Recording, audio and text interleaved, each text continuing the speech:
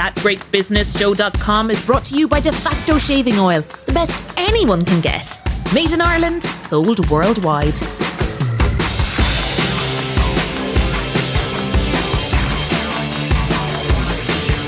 Welcome to episode 79 of That Great Business Show, posting on St. Patrick's Day, the 17th of March 2022. I'm Connell O'Moran. Being the week that's in it, we thought something cultural would be appropriate, so we found a husband and wife team whose business is getting visitors to Ireland who pay to play our national games. And given what's happening to the global price of energy, we thought it was a good idea to have the chief of an oil exploration company in studio to give us some real facts about alternatives to Russian oil and gas. And if you think that the booze business is oversupplied with locally made liquor, we have a former Pernod Ricard MD, currently a Clonakilty Distillery director, with us to see if he thinks there are any gaps left in the market. That Great Business Show is the home of great business insights, all brought to you thanks to our great sponsor, De Facto Shaving Oil. Man or woman, it's the best anyone can get. Buy it right now on defactoshave.com. Now, if, like me, you get confused between boomers, millennials, Gen Y and the like, I can remind you that millennials are aged between 20 and 40. A little bit more digging shows that a whopping 72%, or more than almost three quarters, of US millennials who spent, wait for it, $200 billion on travel in 2018 want to spend on travel experiences rather than on physical possessions. So that is not a bad market to aim for. Now, a company I came across thanks to a big fan of the podcast, a man called Jerry Breen, who introduced me to Experience Gaelic Games Limited. The business, a social enterprise founded in 2009, hosts international guests in local GAA clubs at the heart of local communities, with a series of specially devised activities with operations in Dublin, Galway, Cork and Belfast. Cormac O Donnachú is co-founder of Experience Gaelic Games, along with his wife Georgina Carraher, and Cormac joins me now in studio. Fáilte Ród, Cormac.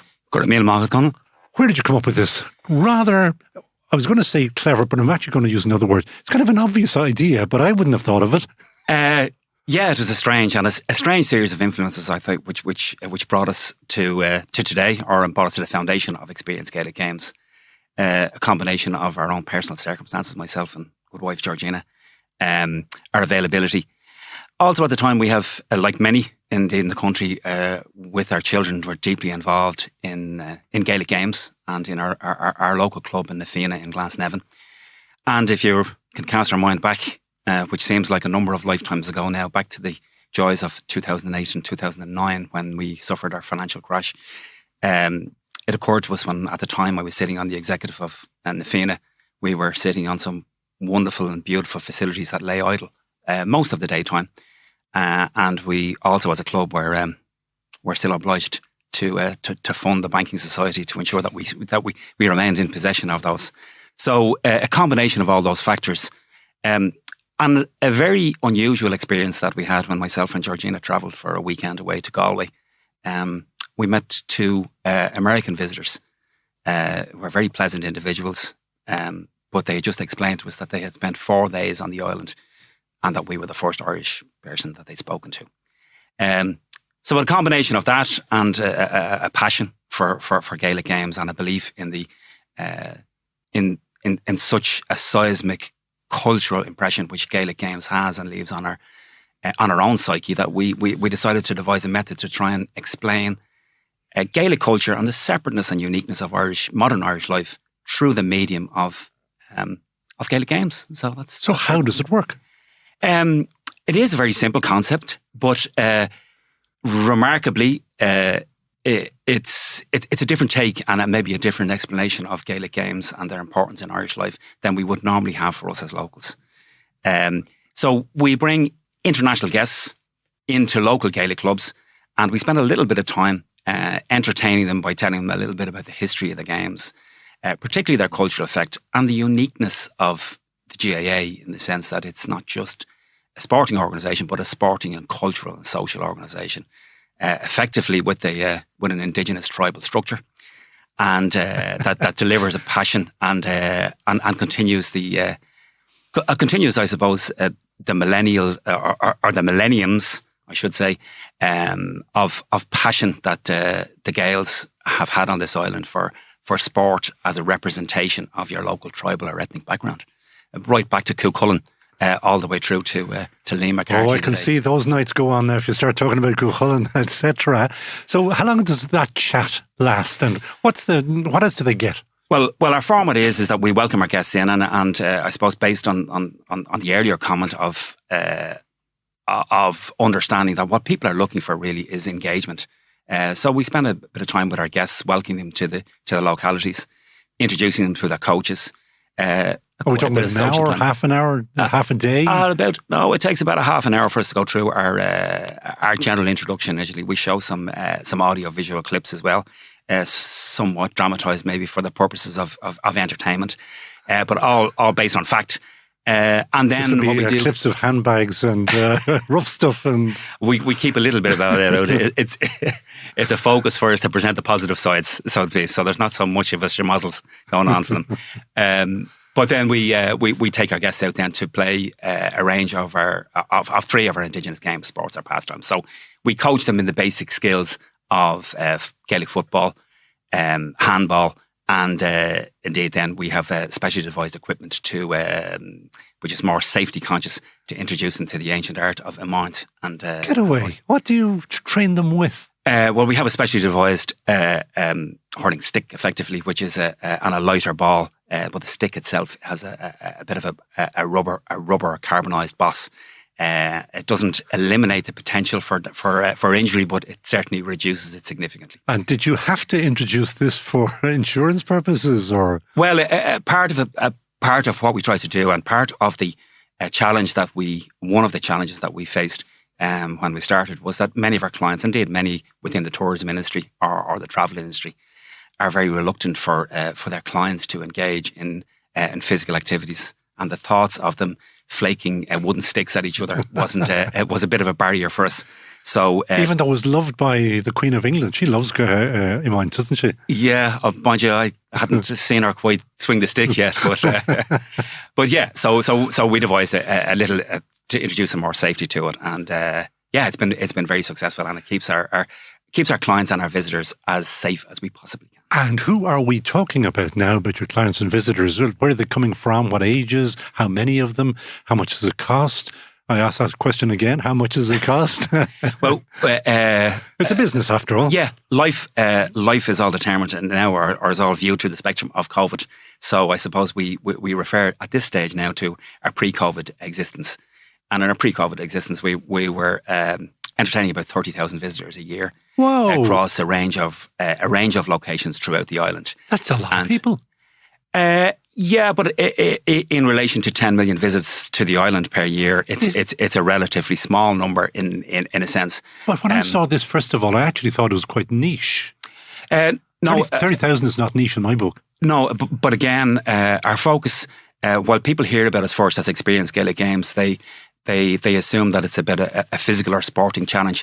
For us, it's a crash course on its cultural immersion in a day. It's an explanation of what it means to be Irish, although it's delivered through the prism of Gaelic games and the uniqueness of the games and their status within Irish society.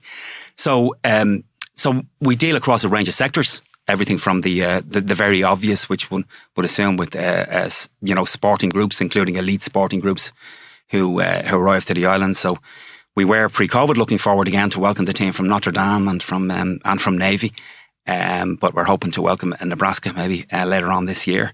We've hosted Penn State, the Nittany Lions, and the Boston Eagles from Boston College when they were here for the last college game, along with the Welsh international soccer team, the Fijian rugby team. So all those elite. I can see that kind of thing working because people say, I want to occupy our players or our athletes for a set period of time. Do you get drop-ins? Do you get Mrs. Murphy or Mr. Murphy from Nebraska just coming by and saying, I'd like to get involved? Yes, we do, and we work. I suppose there's a number of different sectors within the travel industry which we've become familiar with.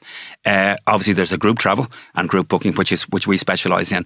But there's also what we call the FIT, or free and independent travel sector, which are the individuals who book, and they book online and pop into us. A very, very interesting area of the business. We tend to get to spend, and we're very privileged to get to spend a half a day in the company of a mixed bag of visitors. And engaging with them for that period of time. So it's it's a really positive experience. And in some ways, for us, Colin, this has always been a passion as much as it's been it has to be commercially viable. But really, it's driven by our own series of passions.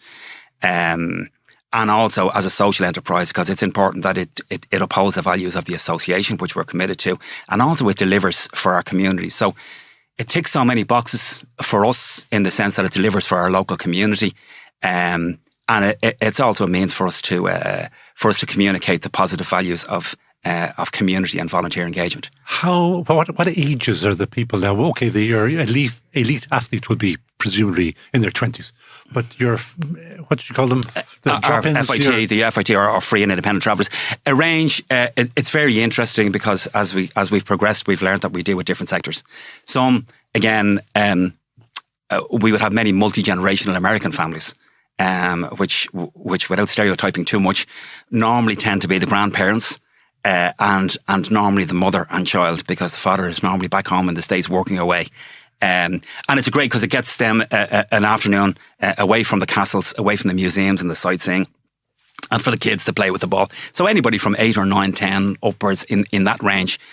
A lot of Central European schools, which would be a school travel.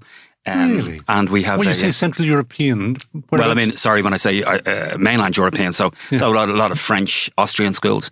We remarkably have been very successful in Denmark, and we have a very strong reputation and a lot of very strong personal relationships in Denmark. And how are you doing that? Do you email them or do you mail them? Or we've spent some time travelling in Denmark and introducing Irish culture again via the medium of the games. Now, when you say we, is this you and Georgina? Yes, okay. Indeed, yeah. And we've had the opportunity great opportunity to travel through some of the gymnasiums, effectively the secondary schools of Denmark, and introducing and discussing the values and different values of Danish culture versus Irish culture and its positives and negative aspects. Do they realise that they were here before? Well, we often jest with them that the great Gaelic armies of Brian Boru assembled on the site in Fianna, just ready for the attack on the Viking settlement of Dublin on Good Friday. But that was 1,000 years ago, so it's taken them a while to get back.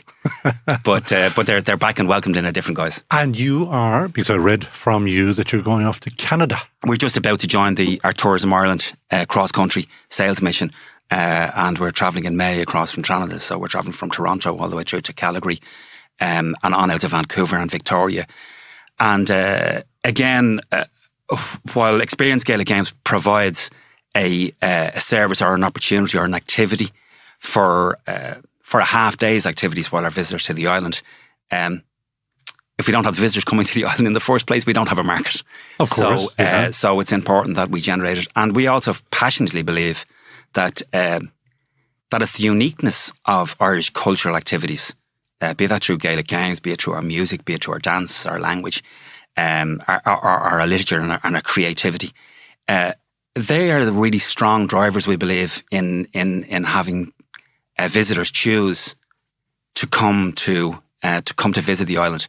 And I think when we look at our competitive set across Europe and across the world, it's really not among counties or not among activities in Ireland that we're competing.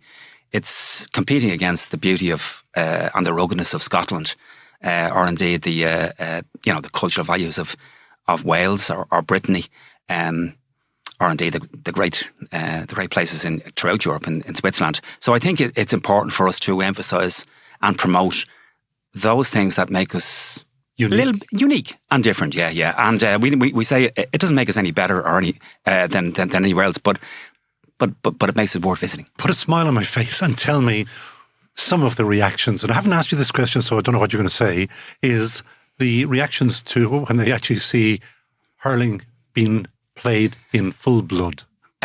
Well, we always introduce and the climax of our general introduction to it is to show some video clips of hurling being played at its most elite level to explain the what we say are the guidelines of the game rather than the rules, It's nicely referred to now by our coaches and by our staff as the "Scared to be Jesus" video. So I think that probably tells the story rather than the reactions. People are amazed of so many aspects of it, the ancientness of the game, the origins of the game, and particularly the success at the moment.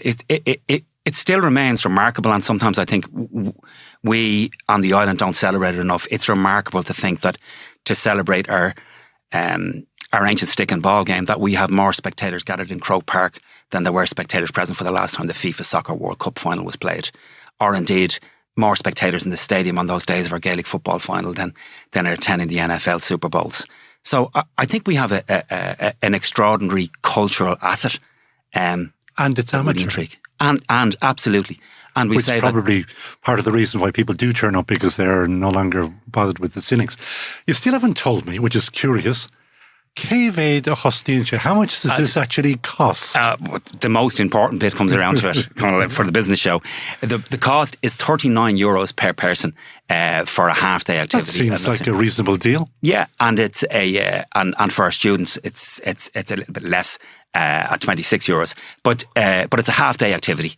But we have a big challenge, a very big challenge, and we've had since our launch, is that to try and encourage international visitors to engage in an activity to explain a cultural expression that they're unfamiliar with is extraordinarily difficult. But do you not use us, the locals, as your ambassadors? Like if I say again, I didn't know about this, and I would have thought I should have known about it, and I would go and tell anybody who wants to come over to Ireland, you have got, if you've got any interest at all in sport in general, you've just got to go down and have a look at this. Yeah, and I think that works to the limit who have direct contact with the island, but again, a significant amount of our visitors coming from overseas don't have that direct contact, and they make their choice based lots of the way on stereotypical imagery. And indeed of perceptions of the island overseas. So I think that's a challenge. That's something for us all to work on. And but we'll enjoy the battle of trying to communicate that. And what would you like TeamGBS? That's our listeners who are far-flung, far and wide. Is there anything that they can do to help you? Yeah, well, we'd love to promote anybody to have a look at our website at experiencegaelicgames.com. We particularly enjoy, I mentioned some of the segments we deal with. We also deal with a significant amount of corporate business. And we've had some great fun in entertaining some of our international corporate visitors, either be on incentive trips here to the island or quite a considerable coming here for work functions. The idea of engaging with us, for internationals to come and engage with us for an Experience Gaelic Games session, is an amazing team building and team bonding opportunity, particularly for those who haven't engaged in the games before, because it's very much a leveller. And it engages on many ways, intellectually, physically, and many other ways. Yeah. I did mention 4 centres, Dublin, Galway, Cork and Belfast, but you're actually a little bit wider than that, aren't you? Yeah, we have 2 mobile units on the road, so we travel up and down the length and breadth of the island, and so we work really with groups depending upon our corporate clients, depending where they are. So should we work in destinations which would be familiar to your visitors, the likes of Druids Glen or Farnham Estate, depending upon where conferences and particular events are, we bring our mobile units to them to work to it, or we work in a range of local clubs throughout the island as well. Again, depending upon where sometimes a considerable amount of our visitors are time poor in their itineraries, so it's important that the location of the activity is stitched in with their itinerary. And you're at 30,000 at the moment, pre-COVID. What's the dream? What would you like to hit? 100,000 or maybe 82,000? Isn't that the number that goes into Croke Park? Well, we really have a lofty aspiration. And when we started off in 2009, I suppose maybe it's good to keep the lofty aspiration to us. But we would like to think that a sporting or a musical instrument would be a better representation internationally of Irish and Gaelic culture than necessarily the symbolism that's currently associated more widely internationally with us. You're talking about Guinness or something like that, is it? Yeah. Yeah. And what is it you'd like, say, I was going to say Barack Obama, he's long gone. Next is Joe Biden, when he comes over, would he come over and instead of going to the local boozer and to have that set up shot, that he'd come down to you guys and you'd show him how to handle a hurling? When I'd say he'd be handy with one now. Yeah, when President Biden comes back, we'd like to take him to Cooley Kickham's rather than to the bar when he comes back up to Cooley and his roots in Finnegan's in Whitestown. And I think that would be, we think that would be a more positive representation of Irish culture internationally, while still combining all of the great passions of Irish culture that I do. Well, this podcast is going out on St. Patrick's Day, so I think that aspiration is probably a good idea, a nice one for this particular podcast. You have a final question. We ask it of all our Fianna. Who would you, Cormac O Donnachú, hire in a heartbeat? A rather difficult one to think from our point of view, Connell, but on a little bit of reflection, there's one person who has achieved something which we never thought would be achievable, slightly related to Gaelic games. But I think if a man could make wearing O'Neill's shorts famous internationally, I know who you're going to talk about. Yeah, I think that's something that conveys a cultural significance very quickly in a very different way. So Paul Mescal, I think, would have to be the man. You'd have to think you'd hire in a heartbeat, a man who played for Maynooth, who's very proud of his GAA roots. And what was his stage name? Connell. There we go. How could it be more appropriate than for the day that's in it? Okay, well, Paul Mescal, you are wanted. He could be your mascot. Of course he would be. Yeah, he would be a great guy. He's a great international face. And not only is he young, good looking, but he seems to be a really nice guy as well. It makes us all feel a little bit jealous. Cormac O Donnachú, gur bh míle maith teachtar an fudcréala, That Great Business Show. Gur míle maith hain. Make one small switch. Switching from shaving foam to all-natural de facto shaving oil will give you the smoothest, softest shave ever. Switching from shaving oil to de facto helps stop 20 million non-recyclable shaving foam cans go to landfills every year. Switching from shaving oil to de facto will save your skin, your pocket and your planet. defactoshave.com. Everyday accounting can be a bit of a drama for SMEs. However, BigRedCloud.com takes the drama away with its simple and easy-to-use cloud-based accounting and payroll software designed for SME owners. Raise and send invoices, manage VAT reports and obligations, run management reports, link directly to Irish banks, automatically import purchase invoices, and so much more. All with 5-star customer support. BigRedCloud.com, 100% Irish-owned and a proud member of TeamGBS. Small businesses often find it difficult to access the finance they need. Microfinance Ireland, the government-funded, not-for-profit lender, can help. We help businesses who've been unable to secure finance from banks or other lenders. We provide business loans up to €25,000 to businesses of less than 10 employees with a turnover of up to €2 million. For more information, visit microfinanceIreland.ie or talk to your local enterprise office. Microfinance Ireland, funding small businesses in times of recovery and opportunity. You're listening to That Great Business Show. ThatGreatBusinessShow.com. I think that there are now around 41 distilleries in the country at the moment. I say I think because it seems a new distillery opens somewhere every couple of months, and I'm interested if there is room for them all. My next guest has been in and around the drinks industry for many decades. At one time, he was MD at Pernod Ricard in Ireland. He then climbed the greasy pole further, taking over as MD at Pernod Ricard UK. He left there in 2016, and since then he's been advising others in the industry, including the Clonakilty Distillery, where he's been an independent director for the last 5 years. Welcome to That Great Business Show, Denis O'Flynn. Thank you, Connell. Thank you. You've been at it a long time. First curiosity, you went in the HR door. Yeah. How did I do that? With a science degree. Yeah. Yes, I've maybe if I go back far enough, I got into the drinks industry by way of an advertisement in the Irish Times back in the day. And I had just finished science in UCD. looking at the pharma industry, which was the place to go at the time. And this advert came up for a trainee brewer in the Guinness Group. Now, as a young, just about finished student, what better place to start? So, yeah, I was fortunate to be appointed as a trainee brewer in Smithwick's in Kilkenny back in the day, and worked through a number of the production functions. And at that point in time, there was a lot of industrial strife in Ireland, and I seemed to be rather good at sorting that out, and ended up going into the HR function. Were you a good talker, or were you muscle? I would say a bit of good talking and good listening. My wife might not say I'm as good a listener as I might want to be, but, I think it's just listening to people.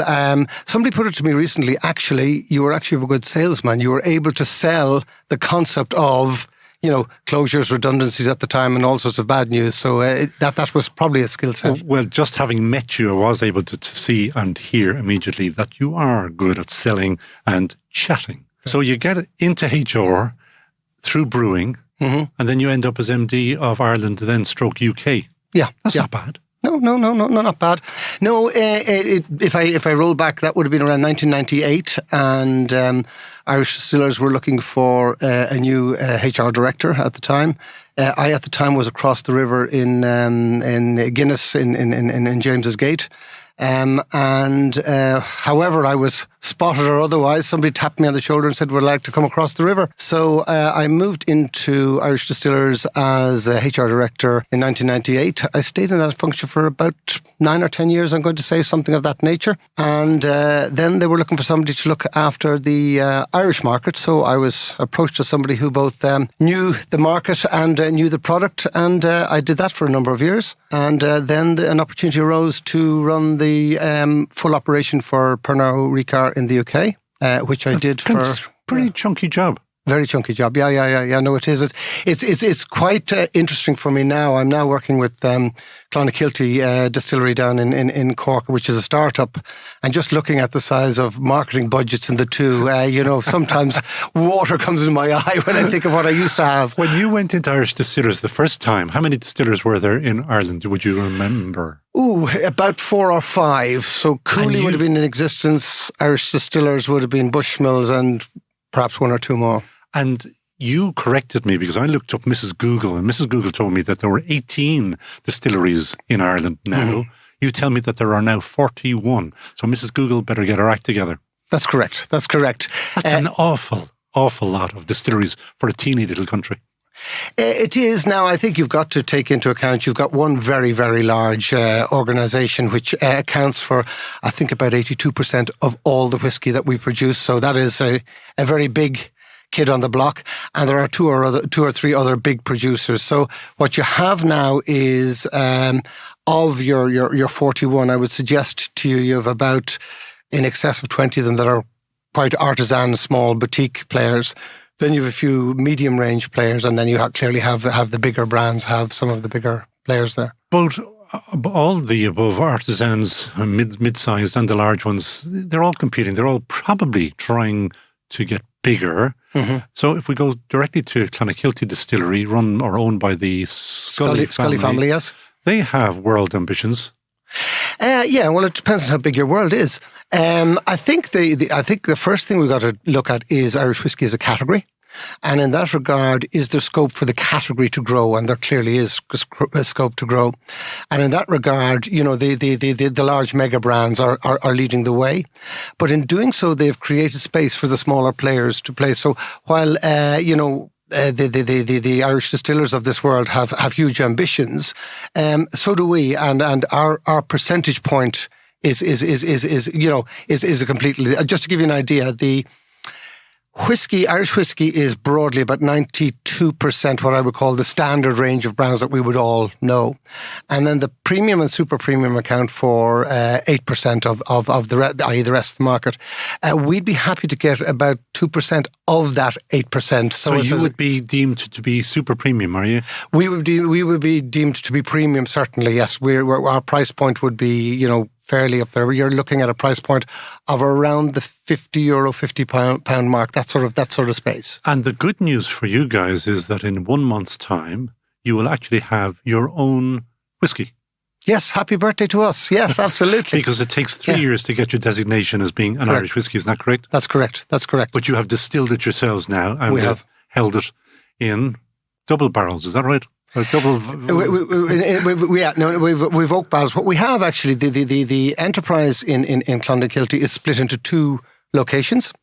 One is the distillery itself, which is built, actually, here's an interesting factoid for you, it's built in a former bank. So if you're going to sort of change the purposes of a high street bank, why not make it into a distillery, which is what we've done.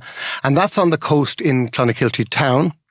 And about 5k out the coast towards Inchydoney, those people who'd been out on that peninsula, is a place called Ardfield, and that is where the Scully family farm is, and that's where we warehouse our whiskey. So all the barrels that we have are up on headland there on the family farm. And I saw the marketing that you sell me on your website is that I leave with salt on my lips or something from if you go and visit there, isn't that right? Yeah. Yes. Well, what we have is we're growing barley on the literally on the seashore there. Again, if you know the Gallyhead and Red Strand area, it's part of the most beautiful place on earth, I'd say. It's on a sunny day. Yeah. Wow.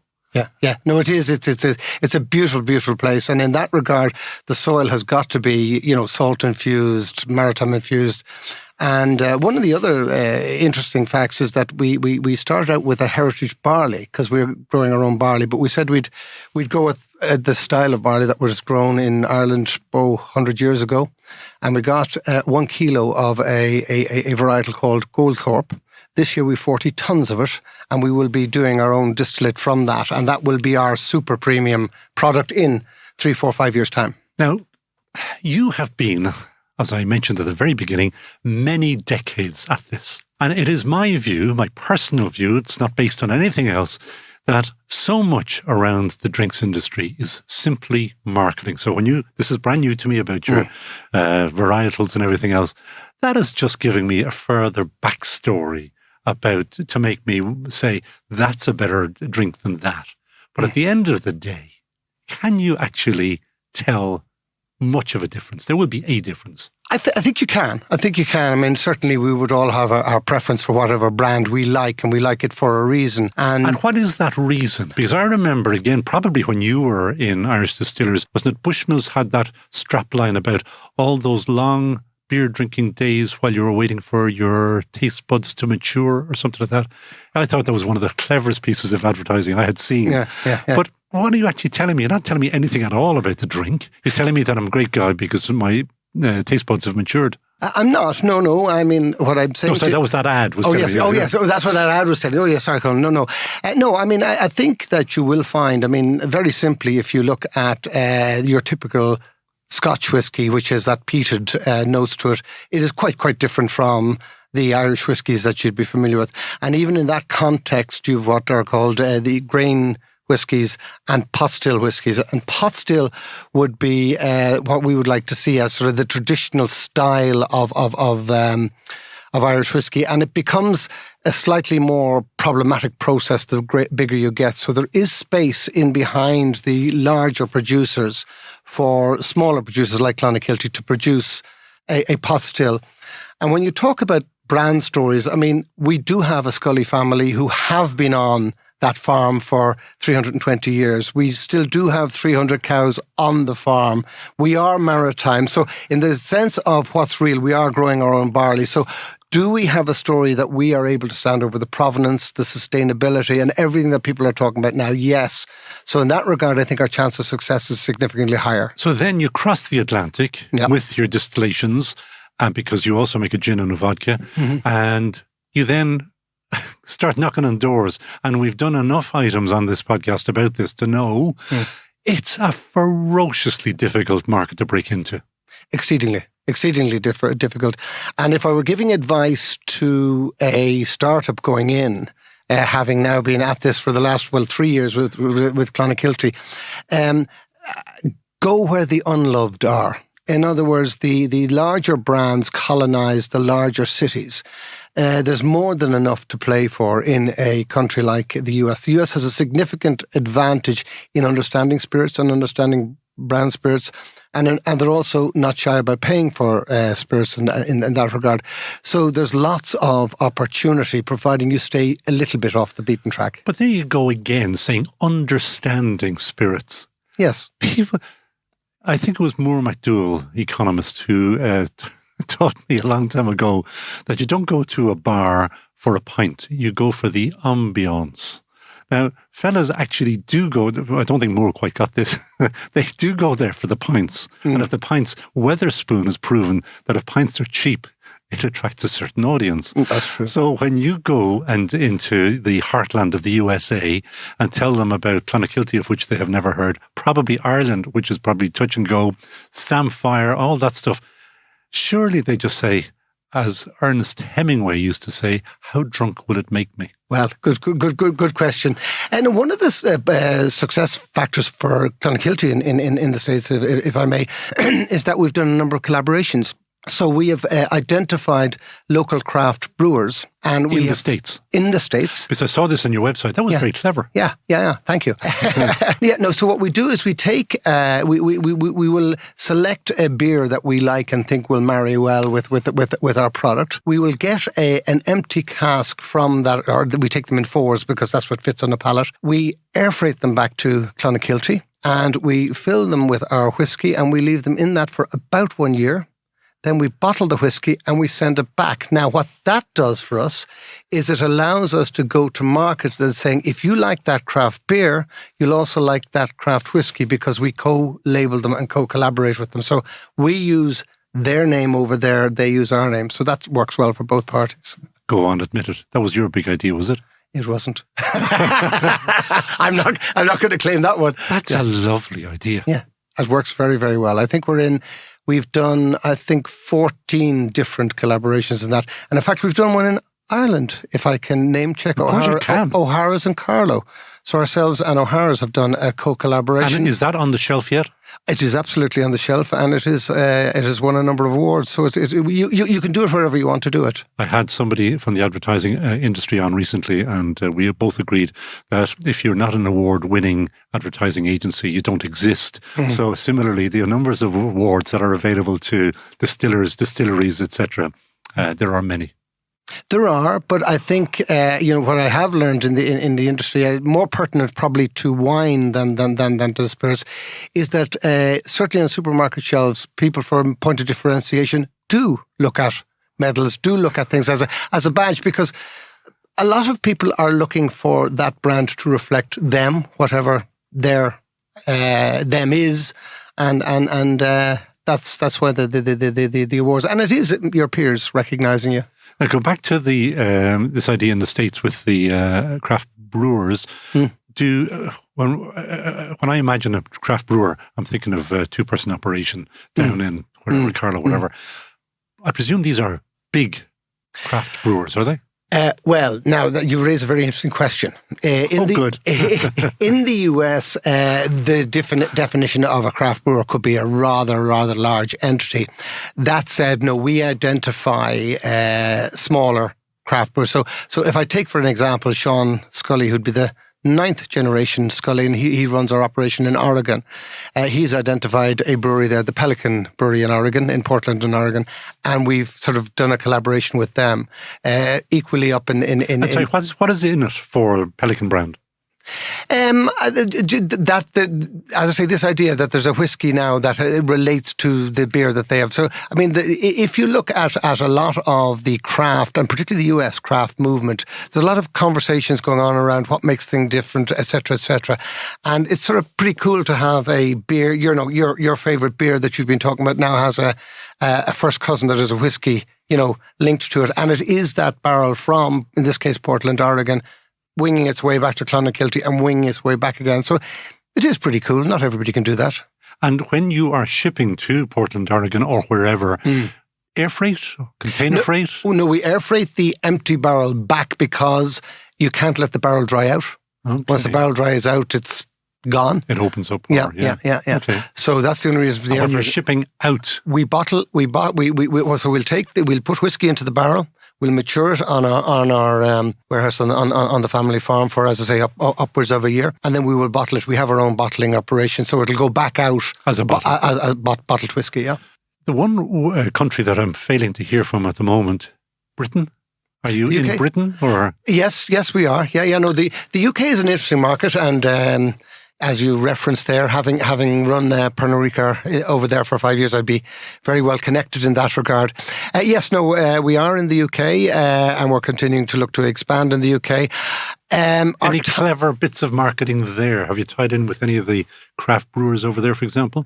Not yet. I was going to say that our timing was a little bit off as far as we went into the UK at the back end of 2019. And then this little bug came around the corner and threw all our plans a bit awry.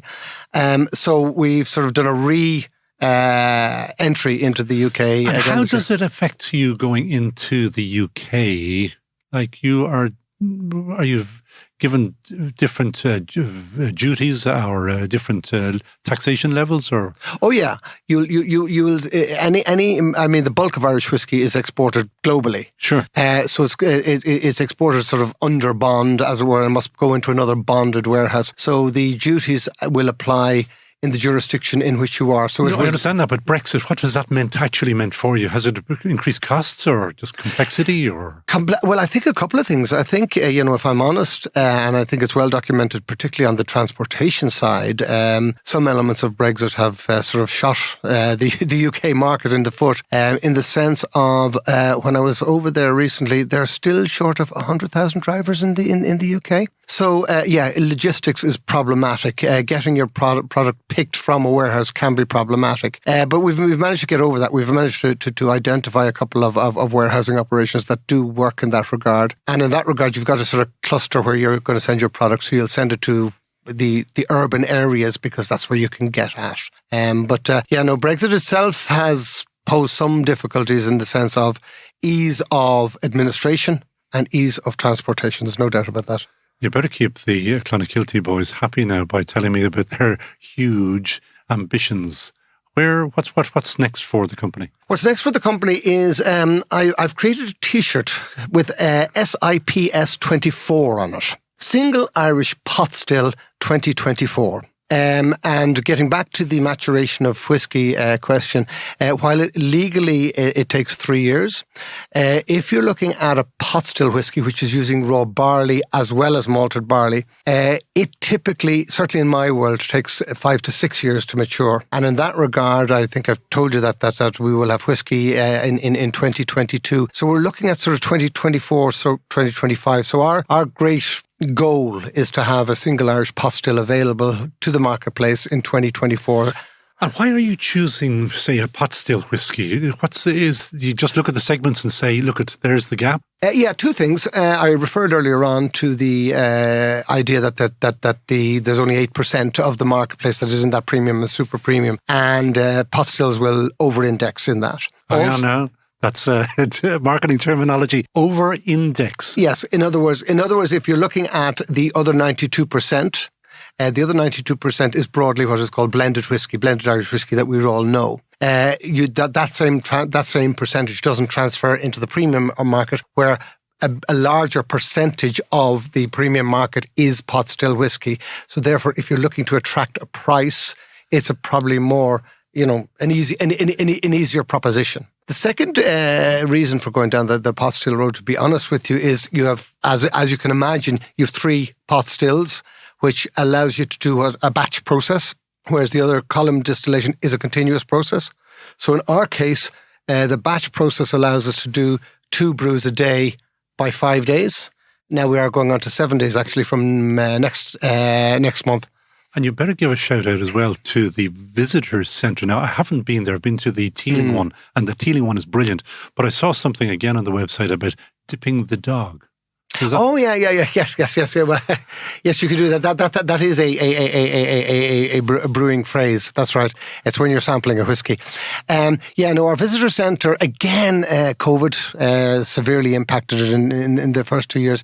So, we have a visitor centre and a gin school. And the gin school, you can make your own gin. Correct. With your own botanicals. Correct. So you can, and then can you label it as well? You can. You can. I've done my reading. You have. Yeah, no, it's pretty cool. I mean, it's you basically you can. What we do is we deconstruct a gin. And there are elements that must go into a gin and then there are other elements that would generally go into a gin. So we sort of describe it like a pizza. The base you got to put in, that tomato piece you probably should put in, and then the topping is whatever you want to do. So whatever botanicals you like, you put in. So it takes about 3 hours. It's great fun, and if you're down in that part of the world, it is wonderful. We would hope this year in the visitor centre to welcome between 5,000 and 10,000 visitors. We hope. Depends entirely on how the country recovers over the summer. Which is a huge number of people if you think of the size of Clonakilty. Am I right in saying Clonakilty is about 2,500 people? Little more, probably closer to 4. Probably closer to 4, and then it would grow a little bit, as you'll appreciate in the summertime. But it's a wonderful area in the regard of the type of visitor down there. Very much. Artisan foods, are happy to pay for their dwellings, and they're so in that regard, coming to the distillery, we would hope that their pockets are deeper than most. But of course. So longer term, I'm going to listen very carefully to the answer of this one. Would it be the ambition to grow and then flip the business? Now, that's interesting. The short answer is hopefully not. But never say never. And why do I say that? The shareholders that are in the business now are very much long-term individuals. The Scully family, as I say, have been in Clonakilty for over 300 years. So they're not going anywhere anytime soon. And our aspiration is to stay independent. That said, the big single challenge for a new kid on the block is your access to markets. So if there were a larger player who were interested, we would, of course, have to listen to what they might do. So I think the only place we might think in terms of is if there were a larger player who could give us access to market that we are unlikely to do on our own. I wonder, is there space, and I've only just thought of this, is there a space for a board banya of booze that would actually lead... Or is there any... Bord Bia do a very good job in the sense of, they've been traditionally, I think, linked to dairy and meat sectors, but they're getting increasingly involved in marketing of the Ireland brand. I'm on the boards of Drinks Ireland for my sins, and the Irish Whisky Association also are looking at the category play as against the brand play. So they're very clear about broadening out that category. And so there are a couple of players in there, but yes, we'll always take any help we can get. Okay, well listen, I could talk to you for the next couple of hours about this. It's a fascinating business, really, isn't it? And forever changing? It's forever changing. I remember when we got married first and we were living in Kilkenny. Is this me and you? Exactly. Myself and my darling wife. But if you're going to dinner parties, it was far more interesting to talk to somebody from the drinks industry than other professions, perhaps. Final question to you, Denis O'Flynn. Who would you hire in a heartbeat? Who would I hire in a heartbeat? Joey Carbery. Okay. Joey Carbery, because we are based in Munster and looking to break out of that. And I think Joey also is very clearly based in Munster. Also, I refer to 2024. I think there's an opportunity for us with the pot distilled whisky in 2024. And I think if looking at the Irish rugby team, I think Joey will, post the World Cup, be looking to get himself out and about in 2024. So, I see what you're doing. You're actually offering him a job. Absolutely. Okay. Oh, absolutely. So a lot of people who, you say hire in a heartbeat, they're talking about Richard Branson and people like this. I know. And they're never going to come over. No, absolutely. But Joey Carbery, we'll pass this on. Absolutely. Absolutely. He can send a CV to you, to Denis O'Flynn, who's a director at Clonakilty Distillery, and many other hats as well. Denis O'Flynn, thank you so much for joining us on That Great Business Show. Thank you. Thinking of travel? If so, make sure to make De Facto, the world's best shaving oil, your choice of travel companion. A 25ml bottle of De Facto means no hassle at airports, no bulky cans to carry, and the guarantee of the world's best shave. DeFactoShave.com. Small businesses often find it difficult to access the finance they need. Microfinance Ireland, the government-funded not-for-profit lender, can help. We help businesses who've been unable to secure finance from banks or other lenders. We provide business loans up to €25,000 to businesses of less than 10 employees with a turnover of up to €2 million.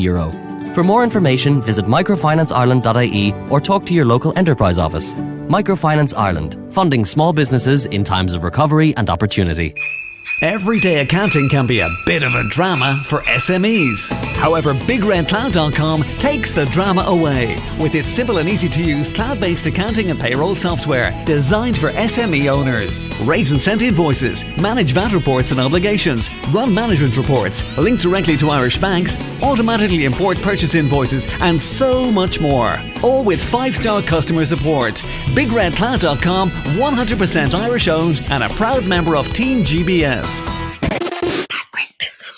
If the civilized world is to defeat Putin's Russia, we've got to keep the home fires burning and keep the wheels of industry turning. It's with that in mind that we've asked an expert in all matters energy to join us today to give us some facts-based views on how the West can quickly shift away from its dependency on Russian oil and gas. David Horgan is chairman of Petrel Resources, an Irish-based explorer with interest in Iraq and Ghana, and he's been in the exploration business for as long as I've known him, which is quite a while.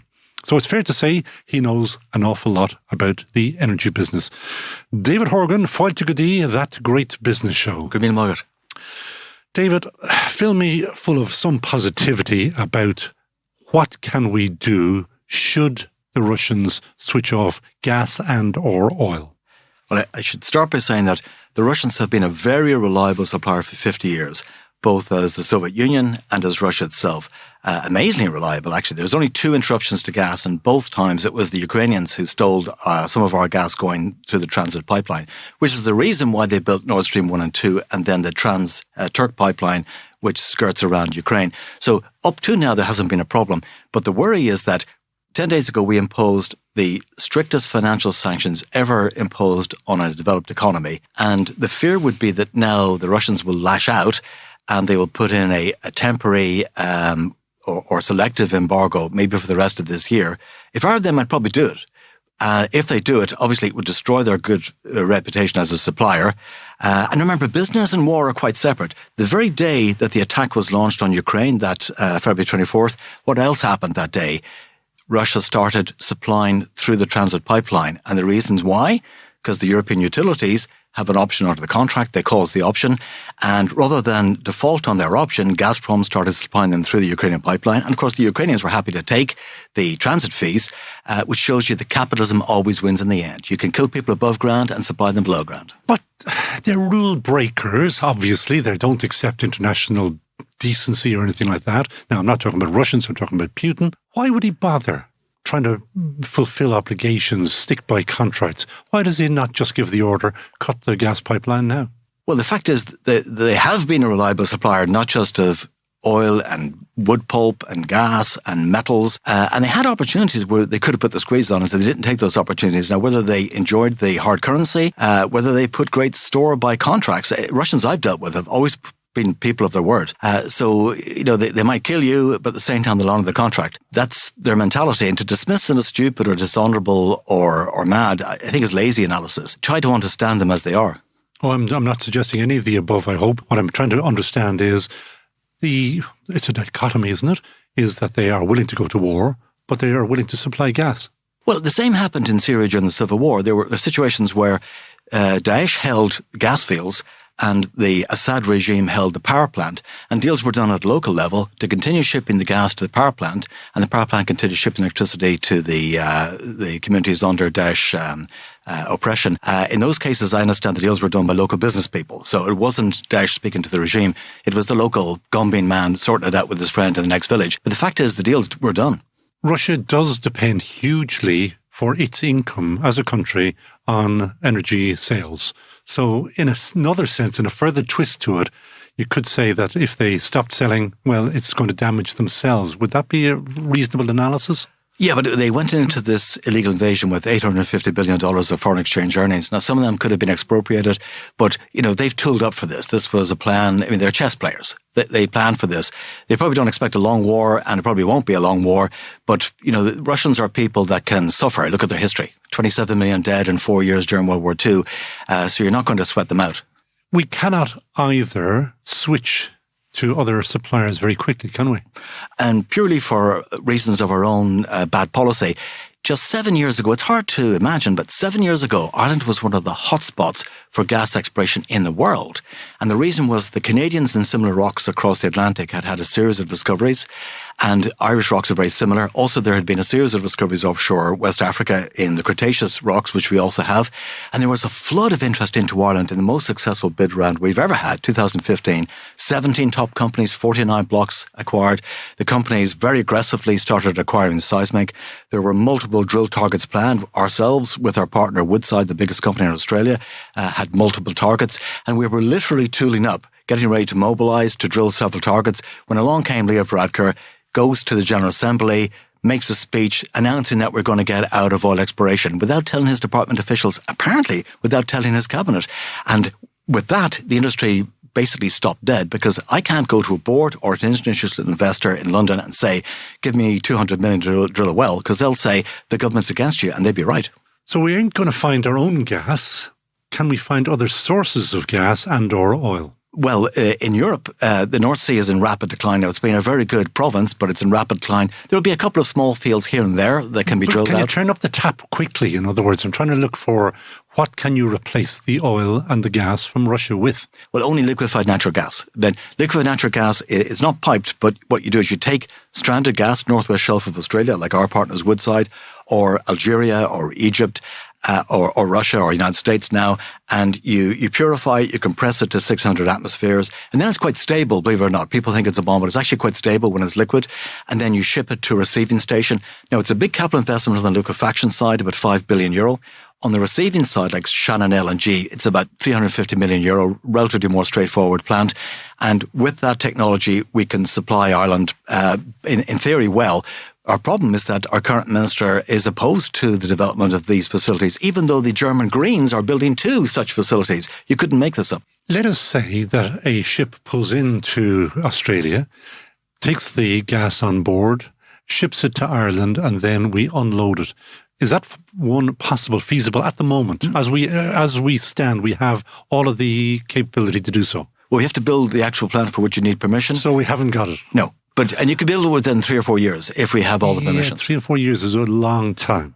It's quick by this industry standards. And let us say that the facility was there.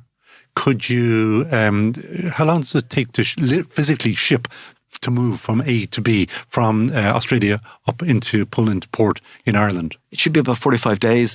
From North Africa, maybe less than 10 days. So if we have not got the facilities here, can we get the same LNG, ship it into somewhere in Europe, and then take it off a grid?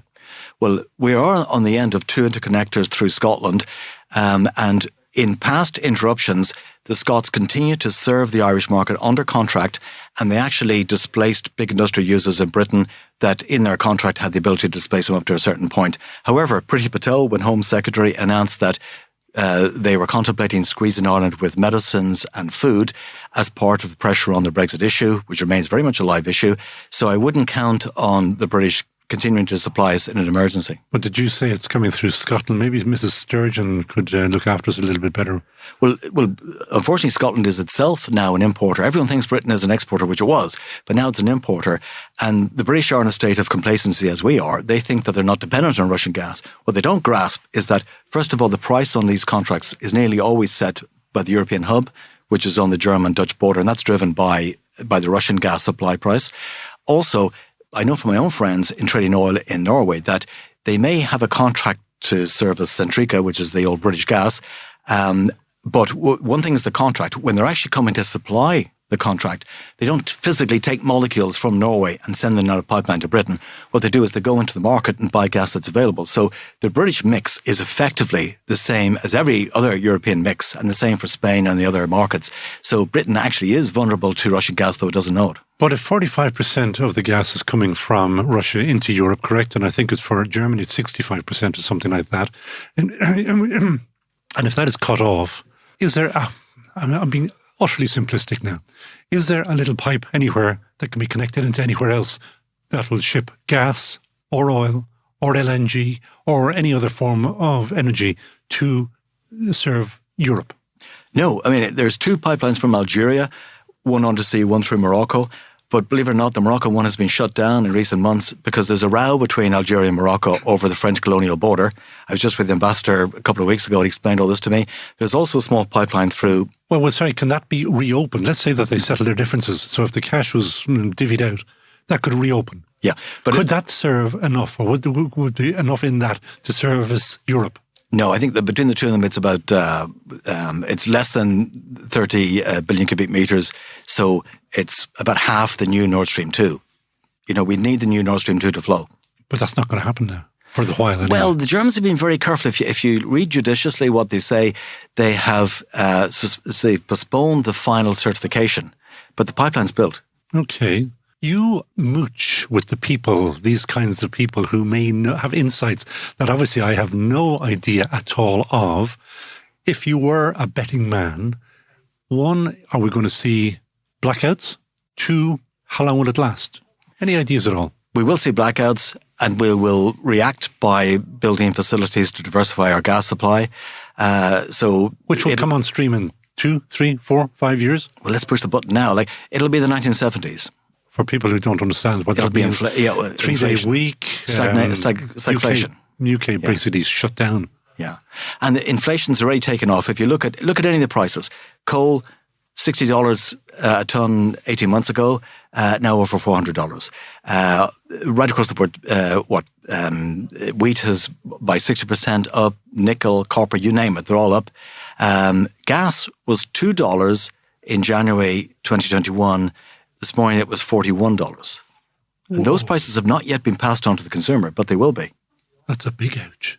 So you are a citizen of this country. You would be facing the same blackouts as anybody else here. What is David Horgan going to do when the lights are switched off and the heating goes off?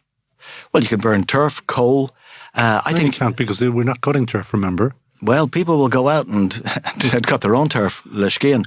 But I think we'll have to.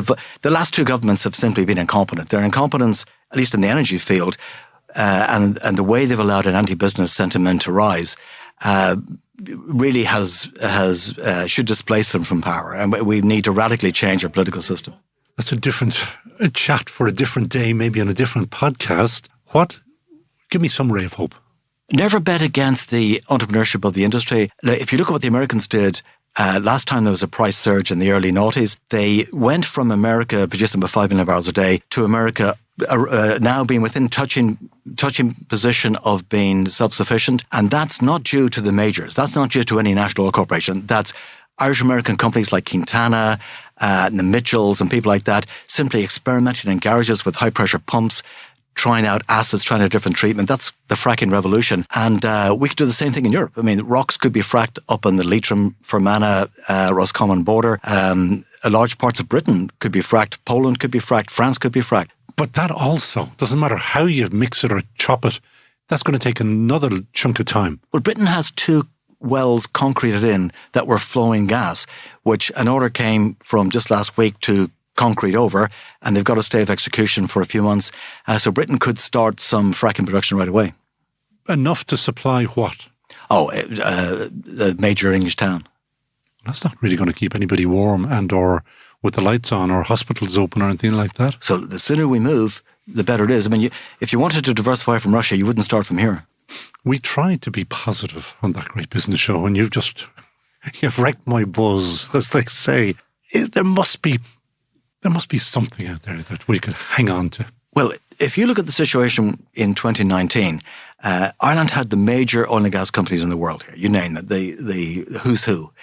They were ready to drill to multiple targets. You could reverse policy and you could convince them that this time we will stand by our word. The problem is they're going to be suspicious that when the Ukraine crisis is solved, we're going to screw them again. And not just the oil and gas industry. I know for a fact that Intel and others are also watching Ireland, and Ireland has taken a lot of anti-business hits in the recent months. The loss of Intel, all the problems with server farms being connected, and the 12.5% tax rate, which every American treasurer understands because it's so simple and so well communicated by the IDA and others, that's in jeopardy too. So Ireland's turning against business. Come here to me before we let you go, and I might push you out the door because you're being so negative on me, is who would David Horgan hire in a heartbeat? To me, the best hire you could possibly make is a youngster with fire in their belly who's prepared to work partly or wholly for sweat equity. And this was told to me by the great equine vet Stan Cosgrove. And you know what? I'm trying to hire his grandson now, first class student geologist. The problem with the really motivated and bright people is that they've always got lots of projects, so it's difficult to persuade them. You better name him because you won't know that you're looking for him. His name is Loman Begley, and I'd hire him before Elon Musk and Mick O'Leary. Oh, that's some recommendation. Loman Begley. Maybe he should come in and join us on this podcast, so that we'll get some future insights. So, Loman Begley, you're very welcome to join us here. And David Horgan, Chairman of Petrel Resources, thank you so much for joining us. And that is it from That Great Business Show, episode 79. Please share, like, retweet this podcast with all of your connections on social media, and do it now, please, before you forget. It's a click of a button for you. It's commercial success for us. Make it easy on yourself to enjoy your favourite business podcast by also pressing the subscribe button. And of course, you can always talk to us on our LinkedIn page. Great brands like Big Red Cloud, Microfinance Ireland, Isme, Virgin Media, Uderos na Goetachta advertise with us. They're all TeamGBS approved, so please give them your commercial backing. And if your business would like to advertise on what you say is Ireland's best business podcast, do get in touch with us today. As always, my thanks to all of the team here at the Dublin Podcast Studios, including today's super sound engineer, David Murray. Later on, Peter Rice will add some extra long whooshes to the show. Listen out for them as they help make us the world's best-sounding podcast. And as always, the great business insight you hear on That Great Business Show are only made possible thanks to our sponsor, the great makers of the world's best shaving oil, De Facto, made in Mayo, sold worldwide. And don't forget to buy Business Plus magazine, where we now have a regular column all about the podcast. So for me, Connell Moran, vor mille buchas veggeistachlin agus slán tamil.